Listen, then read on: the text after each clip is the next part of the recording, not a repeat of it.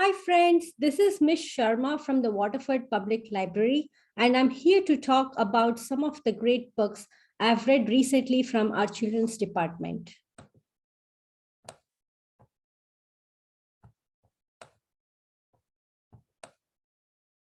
The first book is a picture book called Twinkle, Twinkle, Little Kid, and is by author Drew Daywalt, who is also the New York Times best-selling author of The Day the Crayons Quit, and is illustrated by Caldecott Honor winner Molly Idle. Did you know that stars wish upon kids too? Clyde doesn't know that either until one night he meets the star he makes a secret wish upon every day and in his own room. And guess what? Both their wishes are a secret. In this breezy, funny, and sweet story of unexpected friendship between a boy and the star, the author cleverly weaves in the heavy topic of loneliness experienced by the characters. The illustrations accurately capture characters' emotions and expressions, and also the background contrast of purple and black undertones is subtle and captivating. Especially the star's pictures has an animation feel. The second book is again a picture book, and it is called I Am Golden by Eva Chen and Sophie Diao. This book is a letter of love and appreciation along with an affirmative message written by Mi's parents to her.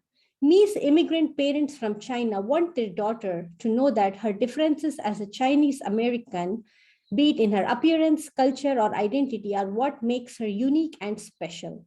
While the parents are determined to protect the golden flame in Mi also helps them adapt in their new country by being their teacher and translator.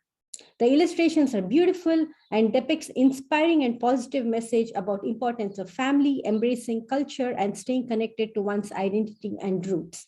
All the messages are very powerful, but one line that stood out to me the most from the book was, "You are the lotus flower unfurling, triumphant and bright in the darkest water." Moving on to the new books in the early readers.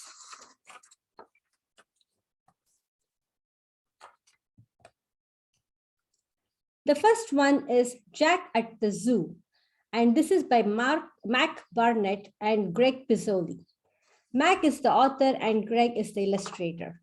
This is an 8-book series. So the good news is that if you like this one, there are more books to check out.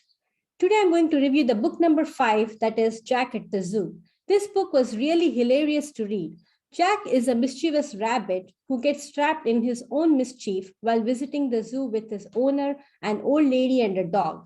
What follows next is a comedic mayhem, and the illustrations are cute and colorful. Next up is Cornbread and Poppy by Caldecott medalist Matthew Cordell. This is a very sweet story of an odd friendship between a boy mice and a girl mice, Cornbread and Poppy, who are very different in their personalities. That is, Cornbread loves planning and being ready for winter, but Poppy just loves having fun. Until one day when the winter is here and she realizes it is already too late now to look for food. Uh-oh, who's going to help her now? A great story packed with adventure and with themes about friendship and sharing. This is a great read. If you like Frog and the Toad series, then it has similar vibes. Illustrations are in muted green and blue shades and reflect the progressions of seasons very well.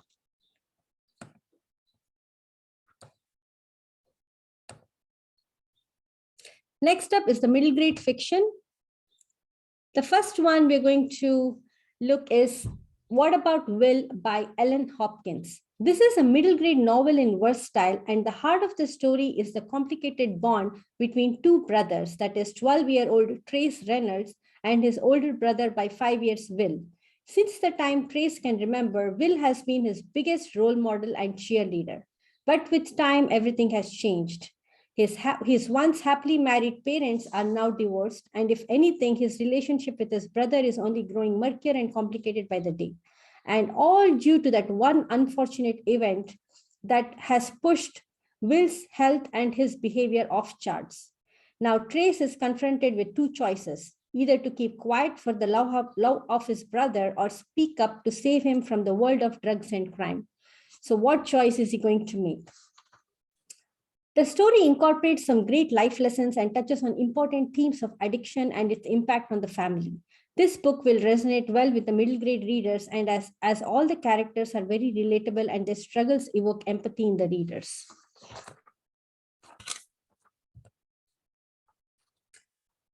From the Desk of Zoe Washington by Janae Marks. This book has won numerous awards. Just to name a few, it has won the School Library Journal Best Book of the Year Award, Kirkus Best Book of the Year Award, Parents Magazine Best Book of the Year Award, Chicago Public Library Best Book of the Year Award, among the other many awards. The plot goes like this. Zoe Washington's dad, Marcus, is in prison for some crime he's committed. But neither has Zoe met her dad, nor does she know much about him until his first letter arrives on her 12th birthday. In subsequent interactions with her dad, she learns that he is innocent. And that fires up 12-year-old Zoe to uncover the truth. She begins her own investigation and along the way learns a lot more about racial injustices in the criminal system, all along balancing her ambition to become a baker. This debut book by the author is definitely thought-provoking read about a family's experiences and presents many themes to discuss with the middle graders. Stay tuned for summer reading updates with author Janae Marks. 54 Things Wrong with Gwendolyn Rogers. Although Gwendolyn wants to do and be better and not cause any trouble for her mom, she finds it very, very hard. After she stumbles upon a confidential school report from the school IEP program that was written up about her, she is sure that there's actually 54 things wrong with her, including number 16 being sneaky. But if Gwendolyn wants to go to a horse camp this summer with her brother, she needs a plan to get her 54 things under control. How will Gwendolyn solve her problems? Will her mom's past life give her some ideas?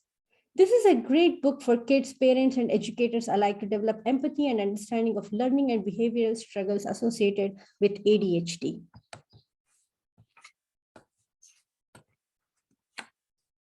Next up, friends, is graphic novels. If you are a fan of graphic novels, then make sure you check these out. The first one is Class Act by New York Times bestselling author illustrator Jerry Craft. This book is a sequel to Mr. Kraft's Newbery Award-winning book, New Kid. After a pretty much uneventful 7th grade, Jordan Banks and Drew Ellis at their new private school, Riverdale Academy, are gearing up to return to their 8th grade. While Jordan Banks mostly daydreams about joining art school after his 8th grade, Drew wants to excel in everything to get a better standard of living. The story's main focus is on the families and friendship dynamics of two 8th grade African-American students, Jordan Banks and Drew Ellis, and their rich white friend, Liam Landers. So many intricate themes about race, stereotyping, class, bullying, and social exclusions are highlighted in this book that gets the readers thinking about it, while still enjoying the light-hearted moments between the main characters. The plot is funny and thought-provoking about acceptance for kids of color within a privileged culture. Kirkus review stated that this is a well-crafted, visually rich, truth-telling tale for our troubled times that affirms the eternal importance of friendship. Also, friends, stay tuned for summer reading updates with author Jerry Craft. Next up in the graphic novels is Friends Forever by Newbery Honor author Shannon Hale and New York Times bestselling illustrator Luyen Pham. If you are trying to navigate through middle school, then you will find this series very relatable. Friends Forever is the newest addition to the graphic memoir series. As Shannon starts her 8th grade, she finds out that it's a pretty wild ride. She not only has to learn to confront her insecurities and anxieties, are part and parcel of adolescence, but also deal with every so often changing friendship rules and dynamics. There is so much going on in her personal and school life that she begins to wonder if she can ever be that person who everyone expects her to be. In this reflective love letter by the author to her younger self and also to the young readers, author's message is clear. That is, we are enough.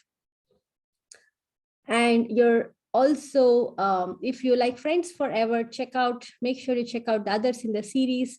The first one is the real friends in the series, and the second one is the best friends.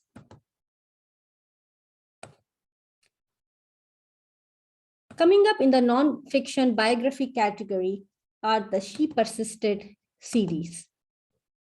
These new chapter book series about strong, empowering women in their respective fields is inspired by the #1 New York Times bestseller, She Persisted by Chelsea Clinton and Alexandra Boyer.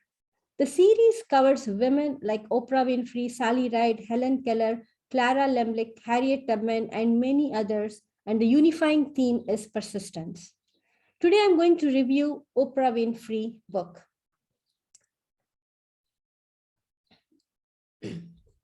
About Oprah Winfrey, this book follows the life of media mogul Oprah Winfrey, who persisted during the most challenging times of her life to turn her dreams into reality, rising from the depths of despair to becoming the most celebrated media mogul and inspiring many others along the way.